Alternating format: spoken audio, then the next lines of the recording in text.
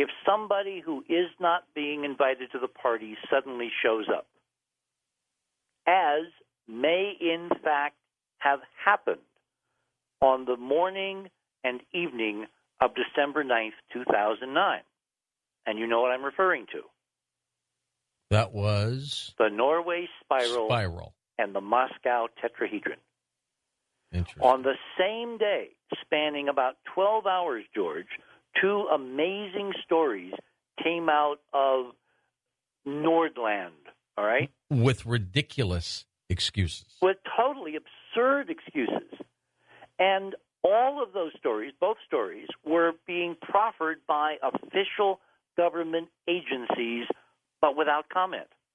When they finally were forced to comment, the Russians lamely and weakly pointed to a possible correlation between the amazing Norway spiral, which was the size of Kansas, Dorothy, like you'd tip Kansas up vertically in the skies over northern Norway, and had it spiral around in a brilliant pinwheel of light for several minutes. Now, the excuse was that it was a Russian ballistic missile test from a submarine under the White Sea. Exactly, that fizzled.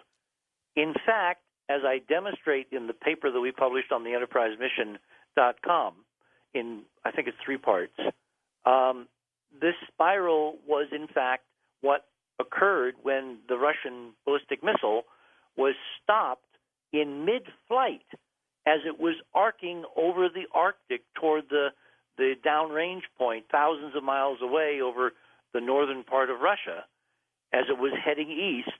And instead, it was stopped from moving about 12,000 miles an hour down to the speed of a Cessna. I want to get your take again on what you think that spiral is. We'll be back.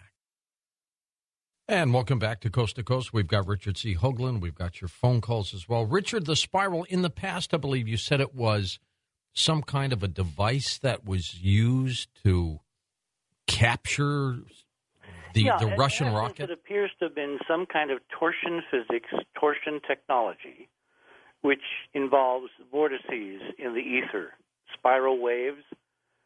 And it literally, I mean, if you're familiar with any of the science fiction concepts of tractor beams, you know, where on the Enterprise, you know, the captain says, lock on, Scotty, the tractor beam. Yep. That's apparently what this did. It took the Russian missile and it basically mangled it. It spiraled it out of control, stopped it almost dead in the air from moving at 12,000 miles an hour. That requires enormous, humongous energy, George.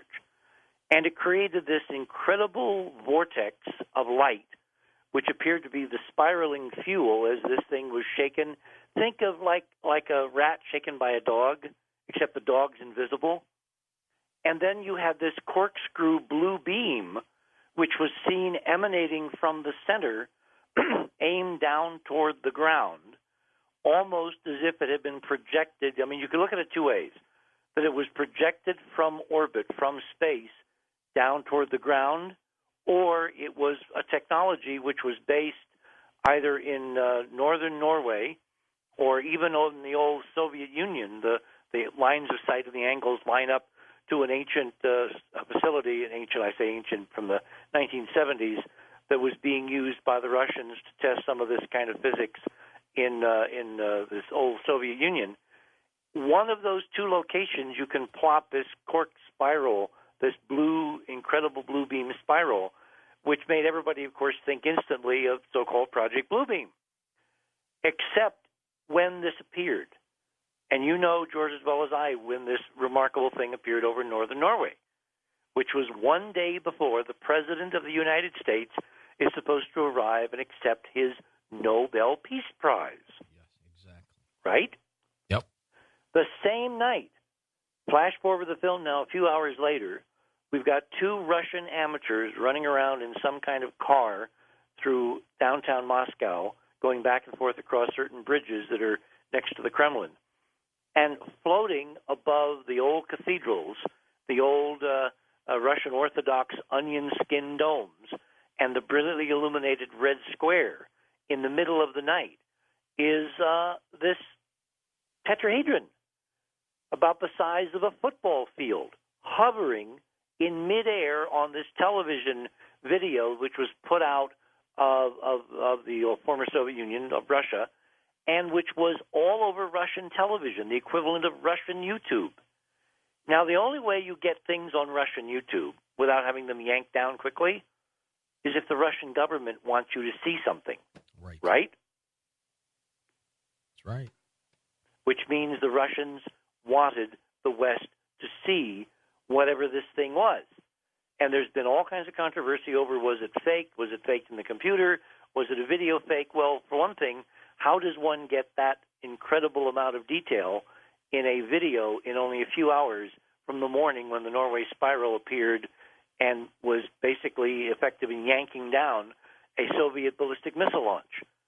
The synchronization of these two events together the same day, one over northern Norway and one over Moscow, few hours before Obama himself is to arrive in Oslo in southern Norway to accept the Nobel Peace Prize, seems to me, and seemed to me then and seems to me now, to be consistent with someone showing up and demonstrating a very major technological and scientific capability which puts all our public science and technology, particularly rockets, in the shade.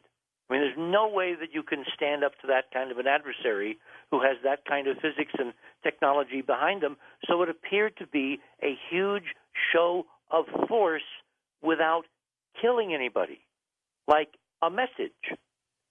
But the message could have also come from ETs? Well, it could have come from any one of a number of factions on this planet. It could have come from an extraterrestrial source off planet.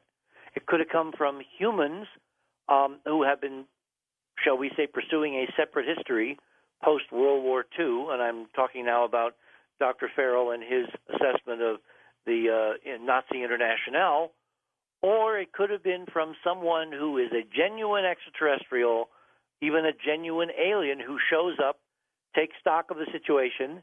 In December of 2009, a heartbeat from 2010, and who basically sends a signal to the largest powers on Earth about their capabilities and what they do or do not wish us to do next.